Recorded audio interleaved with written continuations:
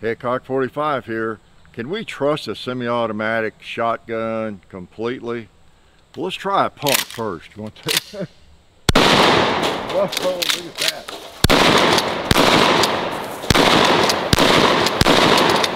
Get him on the run. We feel like a pump is pretty 100% reliable most of the time, don't we? 100% most of the time, does that make sense? But anyway, a lot of us have relied on a pump shotgun, and do rely on a pump shotgun because we're in charge of it, partly, and if it malfunctions, it's kind of our own fault usually. So, but the question is about a semi-auto. I have been in the pump camp myself for really my entire life. Haven't even owned very many semi-automatic shotguns. A couple, here and there, and I would have an issue maybe with certain ammo. And well, I say a few here and there. I have had the Benellis for a good while, but I have rarely totally trusted them, and I'm changing my mind a little bit, of late. Thought I'd share it with you, see what you all think. And I want to thank the people that help us.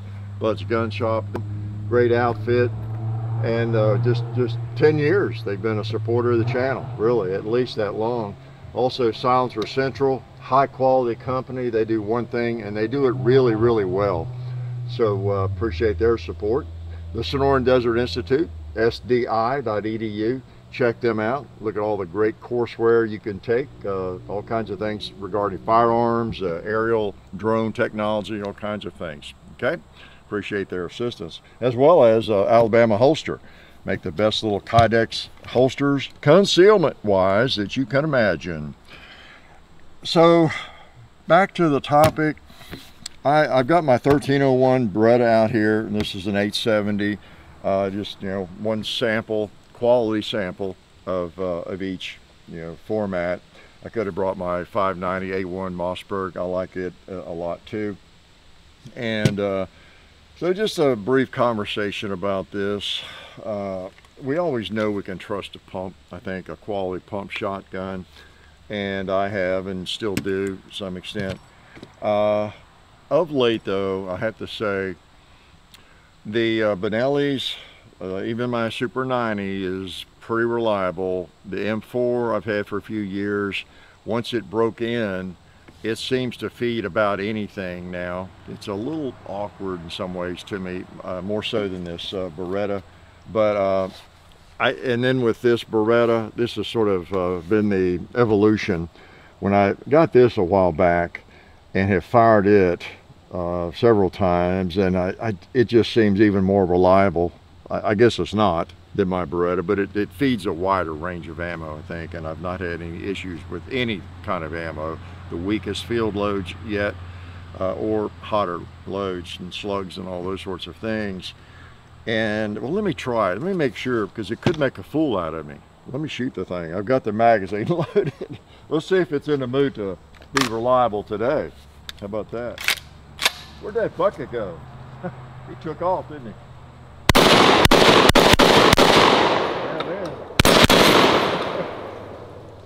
The thing just works. It just works.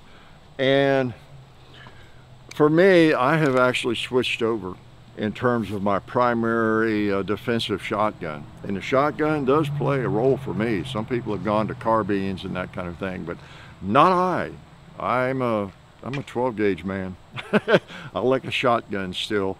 And I have actually switched over. That was a pretty big change. After all the years I've been alive, I am now, for the first time, didn't think I ever would, relying as one of my first lines of defense, a semi-automatic shotgun, and it's this one right here, because it has yet to fail me.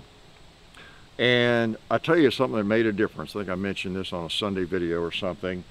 I was reading an article, maybe it was about this guy, I don't remember now, but a gun writer in it, actually reading in an article. Anybody read those anymore?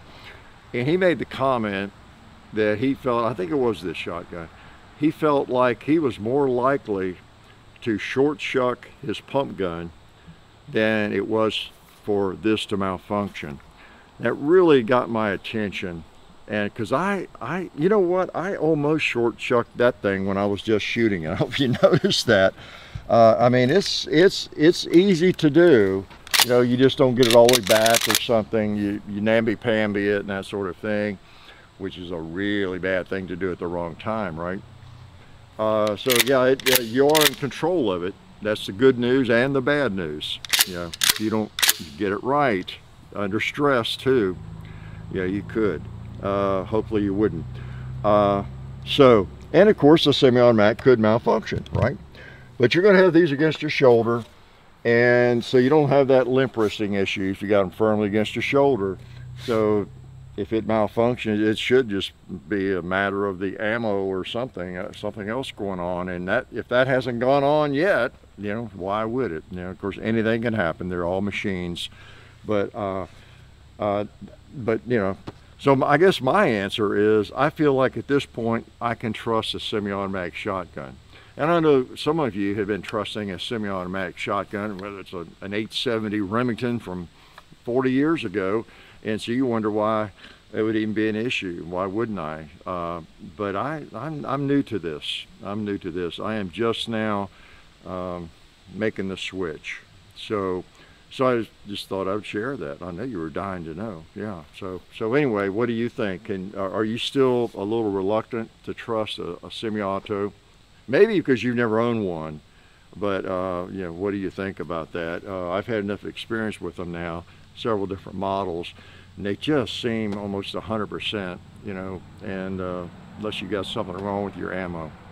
So that's my take on it right now, and I would be curious to know how many of you all are really confident with a semi-automatic shotgun, and you know, instead of a pump, or instead of a double barrel, you know, coach gun or whatever you might be using. So that's about all I got to say about it, I think, today. And I'm just so glad you came out to hear me say that about it. Life is good. Before you leave, I want to remind you to check out our friends Talon Gun Grips and Ballistol. Talon Gun Grips have been a staple of the channel for years. As you know, they make grip tape that you can attach to the grip of your handgun or the pistol grip on your rifle, and honestly, anything you're trying to not drop and have a better handle on, right? Also, Ballistol, of course. Dad's been using Ballistol since the 90s. It's been a staple on the channel as well. They make it's a cleaner and a lubricant. It's non-toxic. It's a great product. Anything for your guns or anything you're trying to lubricate, it's a great way to go. Thank you guys so much for watching the video.